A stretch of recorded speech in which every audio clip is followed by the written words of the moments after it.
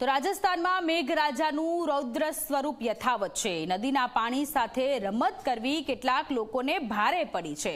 નદીના ધસમસતા પાણીમાં જીપ તણાઈ ગઈ। પાલીના સુમેરપુર નજીકની આ ઘટના છે। પાણીના પ્રવાહના કારણે કોઝવે પરથી જીપ પલટી। સદનસીબે સ્થાનિકોએ સમયસર લોકોનો બચાવ કર્યો છે। સ્થાનિકોએ મહા મહેનતે કારમાં ફસાયેલા લોકોને બહાર કાઢ્યા છે। તો પાડોશી રાજ્ય રાજસ્થાનના સુમેરપુરના આ દ્રશ્ય છે કે જ્યાં કેટલાક લોકોએ પાણીની સાથે રમત કરી આ ભારે પડી ગઈ। જો કે માંડ એ લોકોનો જીવ બચ્યો છે। પાણીના કોઝવે પરથી પાણીના પ્રવાહ વચ્ચેથી જીપ હંકારતા હતા અને સ્થાનિક લોકોએ આ લોકોને બચાવી લીધેલા છે।